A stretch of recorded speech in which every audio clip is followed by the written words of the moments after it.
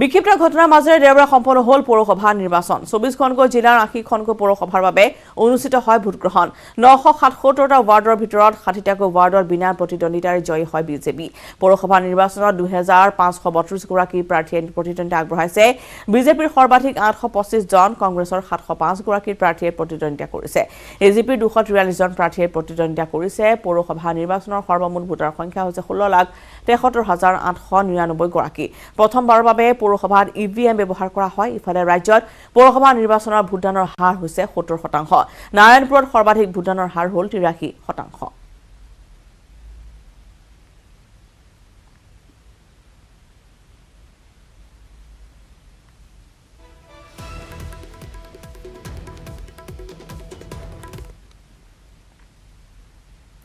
উত্তৰ প্ৰদেশৰ সপ্তম তথা অন্তিম পৰ্যায়ৰ আজি ভোটগ্ৰহণ 9খনকৈ জিলাৰ 54খনকৈ আসনৰ বাবে ভোটগ্ৰহণ 12,000ৰো অধিক ভোট কেন্দ্ৰত ভোটগ্ৰহণ আজি 613 গৰাকী প্ৰাৰ্থী ভাগ্য নিৰ্ণয় কৰিব ভোটাৰে মুঠ ভোটাৰ সংখ্যা হৈছে 2,05 লাখ মাও আজমগড় জোনপুৰ গাজীপুৰ বাৰাণসী চান্দোলি মিৰ্জাপুৰ সোনোভদ্ৰা আৰু ভদোহী এই সমূহ স্থানত আজি মূল প্ৰতিদ্বন্দ্বিতা হ'ব সপ্তম তথা অন্তিম পৰ্যায়ৰ আজি ভোটগ্ৰহণ 9খন জিলাৰ 54খনকৈ আসনৰ বাবে হ'ব এই ভোটগ্ৰহণ আৰু পৰপৰা ইতিমধ্যে ভোটগ্ৰহণ কেন্দ্ৰসমূহত ভক্তৰ ক্ষমা কৰিব এনেদৰে ভোটাধিকাৰ সাব্যস্ত কৰিবলৈ সকলো ওলাই অহা পৰিলক্ষিত হৈছে এফালে পুৰুষৰ শাৰী এফালে মহিলাৰ শাৰী 12,000 অধিক ভোট কেন্দ্ৰত অব্যাহত আছে ভোটগ্ৰহণ 613 গৰাকী প্ৰাৰ্থীৰ ভাগ্য নিৰ্ণয় কৰিব আজি ভোটাৰ আৰু পুনপটীয়াকৈ এই মুহূৰ্তত আমি সংযুক্ত হৈছো নেটৱৰ্ক 18 সাংবাদিক रंगेश दुबेर सहित रंगेश जी आपसे जानना चाहते हैं लास्ट फेज इलेक्शन आज यूपी का कैसा माहौल है अभी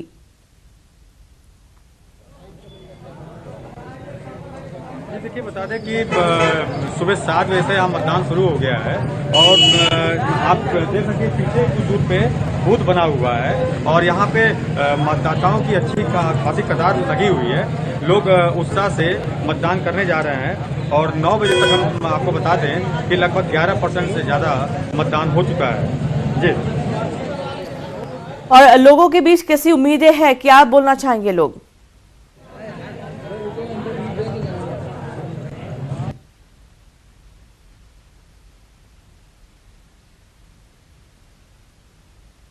जी बीजेपी सरकार में खनन टोटल पत्थर की बालू की खनन की साइटें बंद थी जिसकी वजह से करीब 10 लाख लोग प्रभावित थे और पूरी तरह से वो घर बैठे हुए थे जिसका एक अच्छा खासा असर देखने को मिलेगा वहीं पे हम आपको बता दें कि इंडस्ट्रियल इलाका होने की वजह से यहाँ पे स्थानीय स्तर पे लोगों को रोजगार नहीं मिल रहा है ये एक बड़ा मुद्दा होगा और तीसरे सबसे बड़ा मुद्दा होगा क्योंकि आदिवासी बहुल इलाका है तो वनाधिकार कानून सबसे बड़ा एक मुद्दा होने वाला है और यहाँ पे लगभग 52% के आसपास आदिवासी हैं और यहाँ पे लगभग 52 जी और किसानों की क्या उम्मीदें हैं नए गवर्नमेंट को लेके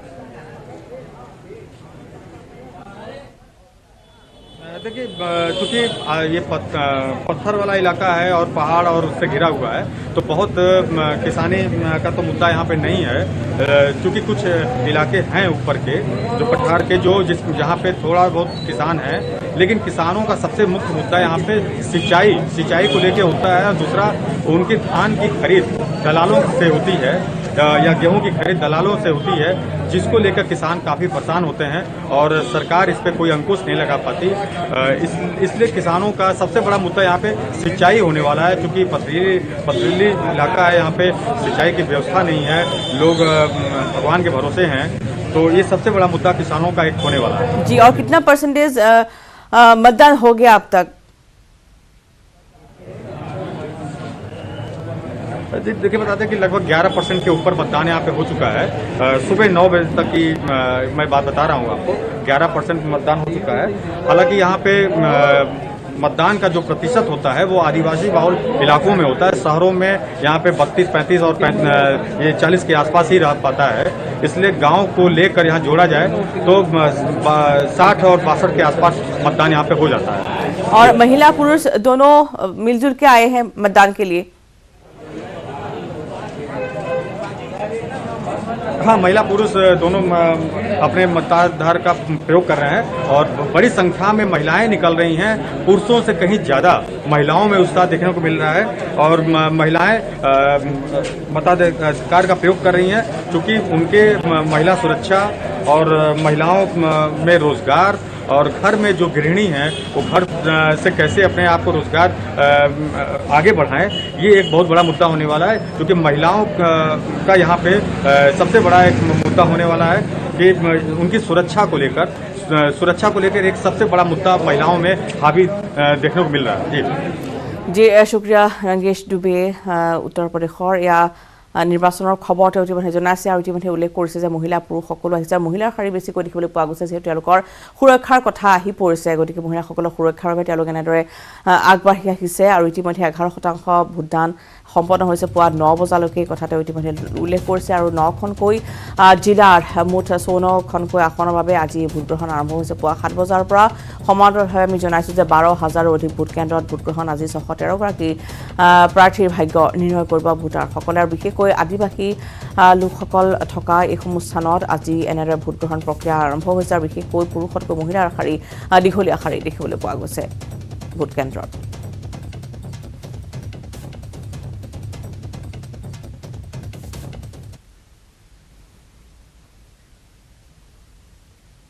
খবৰ আমি ৰিজাৰ্ভ লাইভৰ শেহতীয়া অংশলৈ যোৱাৰ আগতে পুনৰ লৈছোঁ আন এটি বিৰতি।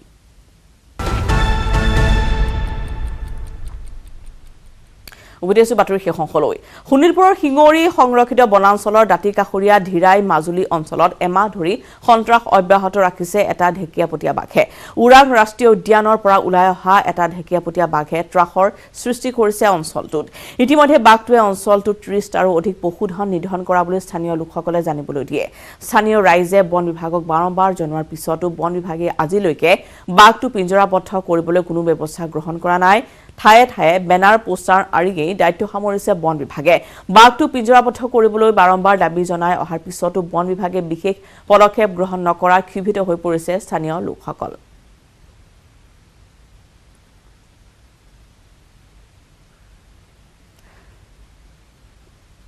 আগবঢ়াইছোঁ এই সন্দৰ্ভত হৰেণ ভূমিজৰ এক ৰিপৰ্ট। নিশ্চয়কৈ শোণিতপুৰ জিলাৰ বৰচলা সমষ্টিৰ শিঙৰি বনাঞ্চলৰ দাঁতিকাষৰীয়া অঞ্চলত বাঘৰ মুক্ত বিচৰণ। ওৰাং ৰাষ্ট্ৰীয় উদ্যানৰ পৰা ওলাই অহা এটা ঢেকীয়াপতীয়া বাঘে এই অঞ্চলটোত ত্ৰাসৰ সৃষ্টি কৰিছে। শিঙৰি বনাঞ্চলৰ দাঁতিকাষৰীয়া যি অঞ্চল আছে ধীৰাই লাইন, বেলচেৰি মুখ, ধীৰাই মাজুলী, এই অঞ্চলটোত এটা ঢেকীয়াপতীয়া বাঘে ত্ৰাসৰ সৃষ্টি কৰিছে। বাঘে ইতিমধ্যে কেইবাটাও পশুধন নিধন কৰিছে, যাক লৈ এই অঞ্চলৰ ৰাইজ ক্ষোভিত হৈ পৰিছে। কিয়নো এই অঞ্চলৰ ৰাইজে বন বিভাগক বাৰম্বাৰ দাবী জনাই আছে যে বাঘটোক পিঞ্জৰাবদ্ধ কৰিব লাগে, কিন্তু বন বিভাগ বৰ্তমানলৈকে কোনো ধৰণৰ ব্যৱস্থা গ্ৰহণ কৰা নাই। মোৰ কেমেৰা সহযোগী দৃশ্য দেখাব। এয়া হৈছে শিঙৰি বনাঞ্চলৰ যি দাঁতিকাষৰীয়া অঞ্চল ধীৰাই লাইন, ধীৰাই মাজুলী, এই অঞ্চলটোত নিতৌ বাঘে ত্ৰাসৰ সৃষ্টি কৰিছে আৰু বাঘে ইতিমধ্যে কেইবাটাও পশুধন নিধন কৰিছে আৰু যাক লৈ এই অঞ্চলৰ লোকসকল ক্ষোভিত হৈ পৰিছে। এই অঞ্চলৰ গঞা ৰাইজ তেওঁলোকে দাবী উত্থাপন কৰিছে বাঘটোক শীঘ্ৰেই পিঞ্জৰাবদ্ধ কৰিব লাগে। শিঙৰি পাহাৰ আৰু শিঙৰি বনাঞ্চল, ইয়াতে বাঘটো আশ্ৰয় লৈ আছে আৰু নিশা হ'লে বাঘটো ইয়াৰ জনাঞ্চললৈ ওলাই আহি ত্ৰাসৰ সৃষ্টি কৰে, যথেষ্ট ক্ষতিসাধন কৰিছে, কেইবাটাও পশুধন নিধন কৰিছে। স্থানীয় লোকসকল আছে, কি ক'ব? মই নিউজ 18ৰ আপোনালোকক মই ধন্যবাদ জ্ঞাপন কৰিছোঁ, যিহেতু বিগত 2 মাহ ধৰি যি আমাৰ শিঙৰি অঞ্চলৰ যি আমাৰ বনাঞ্চল, যি আমাৰ পাহাৰ তথা লগতে বাগান আৰু লগতে লাগি থকা গাঁও ক্ৰমে ধীৰাই মাজুলী, বেলচিৰি লাইন, আমাৰ ধীৰাই লাইন, ধীৰাই মুখ, এইসকল গাঁৱৰ ৰাইজ আতংকিত হৈ পৰিছে। বিগত 2 মাহ ধৰি আমি বন বিভাগক যিহেতু আমি আপত্তি কৰি আহিছোঁ, তথাপি তেওঁলোকে সেই বাঘক পিঞ্জৰাবদ্ধ কৰিব পৰা নাই বা তেওঁলোকে কোনো এনেকুৱা প্ৰচেষ্টা কৰা নাই। গতিকে আমি এনেকৈ আতংকিত হৈ গৈছোঁ। চলিত মেলা, যিহেতু আমাৰ মেলা 6 দিনীয়া বা 5 দিনীয়া মেলা চলে, সেই মেলাৰ মাজতো আজি আগদিনাখন যোৱাকালি এজনী গাভিনী গৰুক মাৰি দিনতে 3টা বজাত মাৰি খালে। তেওঁলোকে তথাপি মানে নিষ্ক্ৰিয় হৈ বহি আছে। গৰু মাৰিলে এতিয়ালৈকে বৰ্তমানলৈকে 27টা গৰু মাৰা আমাৰ হাতত তথ্য আহি পৰিছে 4টা গাঁৱৰ পৰা। বন বিভাগে একো ব্যৱস্থা লোৱা নাই। গতিকে আমি আপোনালোকৰ চেনেলৰ মাধ্যমেদি অনুৰোধ ৰাখোঁ চৰকাৰক তথা আমাৰ বিধায়ক মহোদয়ক অনুৰোধ কৰোঁ যিহেতু তেওঁলোকক সক্ৰিয়তাৰে কৈ এই বাঘক ইয়াৰ পৰা পিঞ্জৰাবদ্ধ কৰি ওৰাং ৰাষ্ট্ৰীয় উদ্যানলৈ প্ৰেৰণ কৰে যাতে। নিশ্চয়কৈ যথেষ্ট চিন্তিত হৈ পৰিছে এই অঞ্চলৰ ৰাইজ, কিয়নো নিতৌ আচলতে বাঘটোৱে ইয়াতে ত্ৰাসৰ সৃষ্টি কৰি আছে। কি ক'ব? নাই, মই বিভাগীয় কৰ্তৃপক্ষক এটা অনুৰোধ কৰিম, বাকী বাঘৰ এই গৰু পশুধন নিধনৰ সেইটো কৈছোঁৱে, সেইটো তেখেতে কৈছে। আৰু এটা কথা ক'ব খোজোঁ, অহা 15 তাৰিখৰ পৰা মেট্ৰিক এক্সাম আছে আৰু কিবা হায়াৰ ছেকেণ্ডেৰী এক্সাম আছে। আজিলৈকে টিউশ্যন কৰিবলৈ ল'ৰা ছোৱালীক অসুবিধা, আৰু আমি হ'লোঁ এটা গ্ৰামাঞ্চলৰ বাসিন্দা, আমাৰ ঘৰে ঘৰে টয়লেট ব্যৱস্থা বা একো নাই। ৰাতি যদি ল'ৰা ছোৱালী পঢ়িবলৈ উঠে বাহিৰত পেচাব কৰিব ওলাবলৈ এটা ভয় হৈছে। মানে ইহঁতে এক্সাম দিবলৈ কেনেকৈ যাব, টিউশ্যন কেনেকৈ ল'ব, এটা বহুত ডাঙৰ সমস্যা। সেইকাৰণে বিভাগীয় কৰ্তৃপক্ষক মই এটা অনুৰোধ কৰোঁ, যিমান পাৰে সোনকালে অতি সোনকালে আবদ্ধ কৰি কেনেকৈ হ'ব বাঘখন লৈ যাওক বুলি এইটোৱে অনুৰোধ কৰোঁ। নিশ্চয়কৈ এনেদৰে এইসকল গঞা ৰাইজ তেওঁলোকে দাবী উত্থাপন কৰিছে শীঘ্ৰেই বাঘটোক ইয়াৰ পৰা পিঞ্জৰাবদ্ধ কৰি ওৰাং ৰাষ্ট্ৰীয় উদ্যানলৈ লৈ যাবলৈ। গাঁওৰক্ষী বাহিনীৰ বিষয়ববীয়া আছে, কি ক'ব? হয়, আমি গাঁওৰক্ষী বাহিনী হিচাপে আগতে আমি এটা এপ্লিকেশ্যন দিয়া হৈছে বন বিভাগক। তো তেওঁলোকে বন বিভাগে সাৱধান বাণীৰ পোষ্টাৰকেইটা আঁৰি থৈছে, তাৰপিছত আৰু ব্যৱস্থা এতিয়ালৈকে কৰিব পৰা নাই। সেইটো সোনকালে অতি সোনকালে পিঞ্জৰাবদ্ধ কৰি ইয়াৰ পৰা বাঘটোক নিশ্চিত সমাধানৰ কাৰণে আমি হয় সেইটো আমি অনুৰোধ। নিশ্চয়কৈ মই আচলতে দেখুৱাম দৃশ্য, এয়া হৈছে শিঙৰি বনাঞ্চলৰ দাঁতিকাষৰীয়া অঞ্চল ধিৰাই লাইন। ইয়াতে আচলতে বাঘে নিতৌ আতংকৰ সৃষ্টি কৰিছে। বাঘে ইয়াতে কেইবাটাও পশুধন নিধন কৰিছে। স্থানীয় ৰাইজে প্ৰকাশ কৰিছে যে বন বিভাগে আচলতে ইয়াতে সাৱধান বাণী লিখি বেনাৰ আঁৰিয়ে দায়িত্ব সামৰিছে, কোনো ধৰণৰ ব্যৱস্থা গ্ৰহণ কৰা নাই বাঘটোক পিঞ্জৰাবদ্ধ কৰিবলৈ। ঠায়ে ঠায়ে বন বিভাগে বাঘ ওলাইছে বুলি তেওঁলোকে ইয়াতে বেনাৰ লগাইছে, কিন্তু বাঘটোক পিঞ্জৰাবদ্ধ কৰিব লাগে সেই বিষয়ে আচলতে বৰ্তমানো নিলিপ্ত হৈ আছে বন বিভাগ, আৰু স্থানীয় ৰাইজৰ দাবী শীঘ্ৰেই বাঘটোক পিঞ্জৰাবদ্ধ কৰিব লাগে। ফাগুনৰ পছুৱাই কঢ়িয়াই আনি বহাগৰ বতৰা, বৈশাগুৰ বতৰা। বিভিন্ন জাতি জনগোষ্ঠীৰ ডেকা গাভৰুৱে ঢোল, পেঁপা, গগনা, খাম, চিফুং, চেৰজা, জঠা আৰু মাদলৰ তালে তালে উন্মনা হ'বলৈ সাজু হৈছে। নিখিল বড়ো ছাত্ৰ সন্থাৰ গোৱালপাৰা জিলা সমিতিৰ কাৰ্যালয়ৰ প্ৰাংগণত বড়ো জনগোষ্ঠীৰ নৃত্য কৰ্মশালা। 6 মাৰ্চৰ পৰা 6 দিনীয়া কাৰ্যসূচীৰে আৰম্ভ হোৱা কৰ্মশালা অহা 11 মাৰ্চত সামৰণি পৰিব। আধুনিকতাৰ ধামখুমীয়াৰ মাজত সোমাই পৰা বড়ো জনগোষ্ঠীৰ লোককৃষ্টিসমূহ যাতে স্বকীয়তা নিহিৰুৱাই তাৰ বাবে এই কৰ্মশালাৰ আয়োজন। 6 দিনীয়া এই কৰ্মশালাত গোৱালপাৰা জিলাৰ 50 গৰাকী নাচনীয়ে বাগৰুম্বা, বৰদৈ, চিখলা, ৰণচণ্ডী গীতৰ প্ৰশিক্ষণ গ্ৰহণ কৰিছে।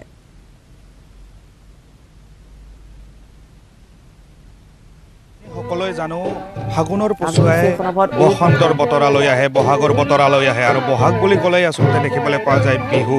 আৰু অসমবাসীয়ে যেনেদৰে বিহু উদযাপন কৰে, কিন্তু বড়ো জনগোষ্ঠীৰ তেনেদৰে আচলতে বৈশাগু উদযাপন তেখেতসকলে কৰে। আৰু বড়ো জনগোষ্ঠীৰ যি কলা সংস্কৃতি আচলতে সেয়া দেখিবলৈ পোৱা যায়, বিভিন্ন সময়ত দেখিবলৈ পোৱা যায়, কিন্তু বৈশাগুত তেখেতসকলে এই পৰম্পৰা অক্ষুণ্ণ ৰাখে। আৰু সেয়া হৈছে বাগৰুম্বা। আৰু এই বাগৰুম্বা, বৰদৈ চিখলা, এনেকুৱা ধৰণৰ যি নৃত্য আছে, এই নৃত্য কৰ্মশালা ইতিমধ্যে অনুষ্ঠিত হৈছে দুধনৈত। আৰু মোৰ সতীৰ্থ পোনে পোনে সেই দৃশ্য দেখুৱাব আপোনালোকক।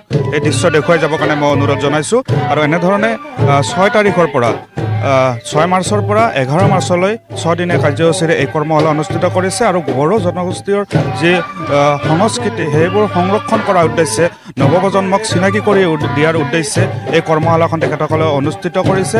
আৰু এনেধৰণে এতিয়া দেখিবলৈ পোৱা গৈছে প্ৰায় 50 গৰাকী যুৱতীয়ে এনেধৰণে এই কৰ্মশালাত অংশগ্ৰহণ কৰিছে।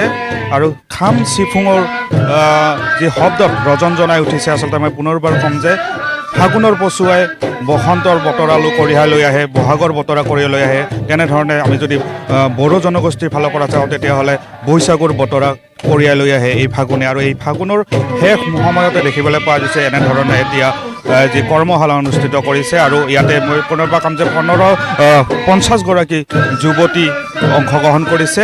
আৰু যিহেতু উদ্যোক্তা আছে, উদ্যোক্তাৰ পৰা মই এই বিষয়ে জানিবৰ কাৰণে চেষ্টা কৰিম। তেখেতসকল আমাৰ সৈতে আছে, নিশ্চয়কৈ তেখেতসকলৰ পৰা এই বিষয় ল'বৰ কাৰণে চেষ্টা কৰিম। কি ক'ব, লক্ষ্য উদ্দেশ্য কি, আপোনালোকৰ কেনেধৰণে আগবাঢ়িছে আচলতে? আমাৰ বড়ো সংস্কৃতি সংৰক্ষণ আৰু উন্নয়ন আৰু বিকাশৰ যিটো নতুন কমিটি আমি গঠন কৰিছোঁ যে বড়োসকলৰ যিটো হাতামপুৰীয়া যিটো সংস্কৃতি যিটো আমাৰ ফ'ক কালচাৰ এই ফ'ক কালচাৰটোক যাতে আমি জীয়াই ৰাখিব পাৰোঁ তাত কোনো আধুনিকতাই যাতে তাক বিকৃত কৰিব নোৱাৰে তাৰ কাৰণে এই ৱৰ্কশ্বপৰ জৰিয়তে বড়োসকলৰ বাৰ্দৈচিলা বাগুৰুম্বা আৰু ৰণচৰণী এই তিনিটা নৃত্যক তাৰ যিটো অৰিজিন যিটো ফ'ক কালচাৰটো ধৰি ৰাখি পেলাই যাতে আমি বড়ো সংস্কৃতিক ধাৰাক আগুৱাই লৈ যাব পাৰোঁ কাৰণ আমি জানো যি জাতিৰ সংস্কৃতি যিমান চহকী সেই জাতিৰ সভ্যতাও সিমান চহকীবান সংস্কৃতি সম্পন্ন জাতিহে এই বিশ্বৰ বুকুত নিজস্ব অস্তিত্ব আৰু জাতীয় সভ্যতা বজাই ৰাখিব পাৰিছে গতিকে বড়োসকলৰ সংস্কৃতি আৰু জাতি হিচাপে জীয়াই থাকিবলৈ হ'লে বড়োসকলৰ এই যিটো হাতামপুৰীয়া যিটো আমাৰ যিটো লোককৃষ্টি তাক ধৰি ৰখাটো নিতান্ত প্ৰয়োজন আছে আৰু বৰ্তমান আধুনিকতাৰ দহাই দি কিছু সংস্কৃতিত কিছু নতুন ইলিমেণ্টে তাত বাহ লৈছে গতিকে তাক কেনেকৈ আঁতৰাই আমি নিজৰ